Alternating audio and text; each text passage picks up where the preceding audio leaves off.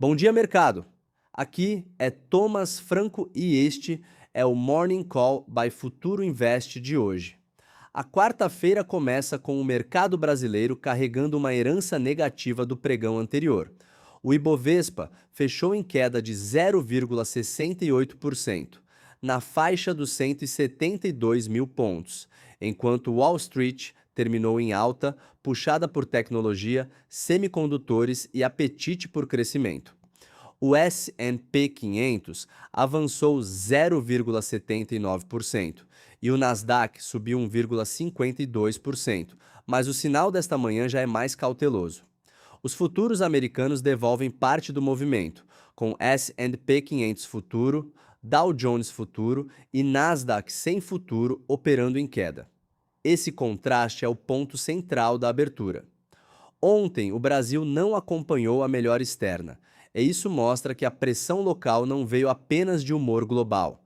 Veio de fluxo estrangeiro mais fraco, juros internacionais mais altos, cautela fiscal e uma bolsa muito dependente de bancos, petróleo e minério para sustentar nível quando tecnologia sobe lá fora, mas commodities não ajudam a que a curva de juros não fecha, o Ibovespa perde tração.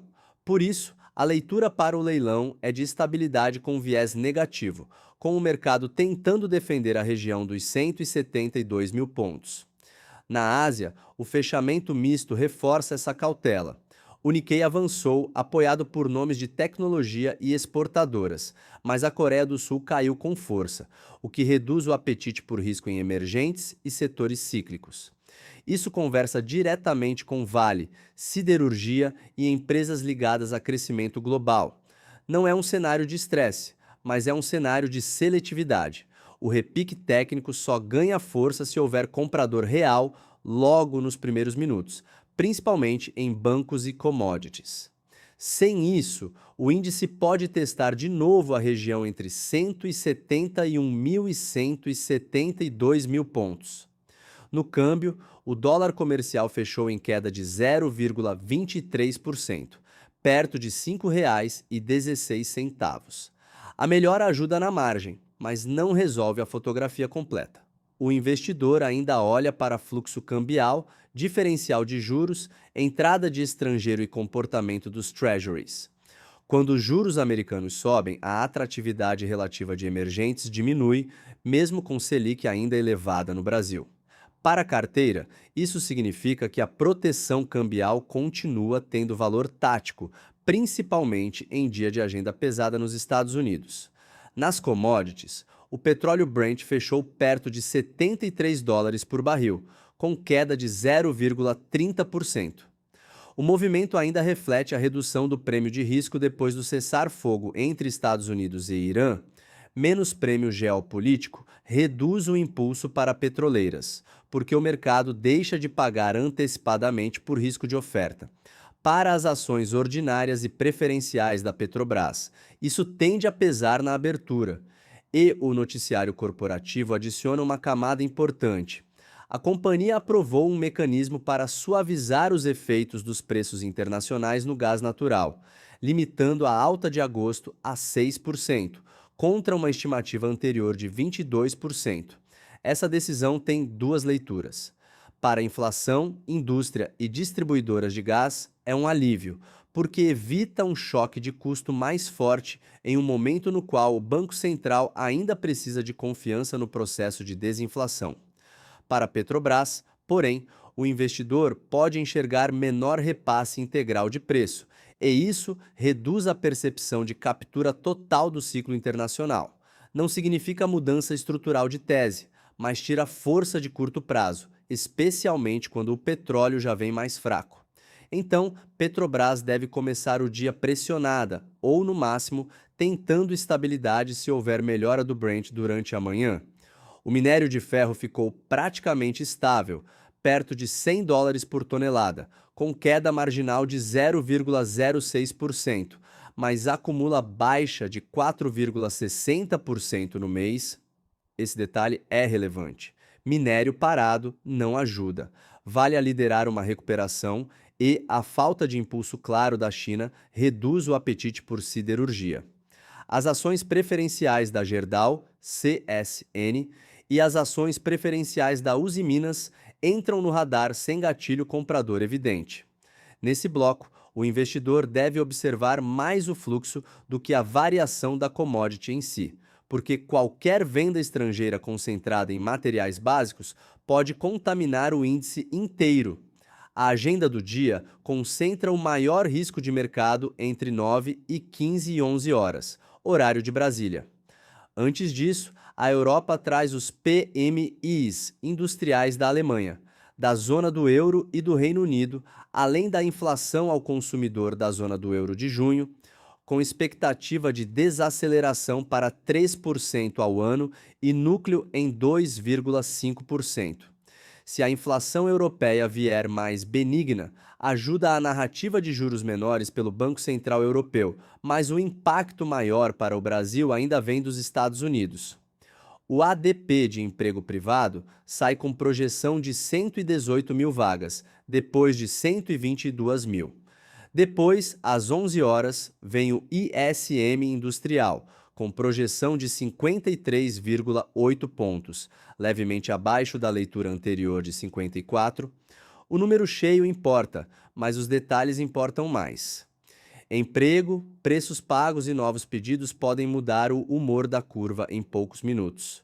Um ADP forte combinado com ISM acima do esperado e componente de preços pressionado tende a fortalecer o dólar global, elevar treasuries e apertar as condições financeiras.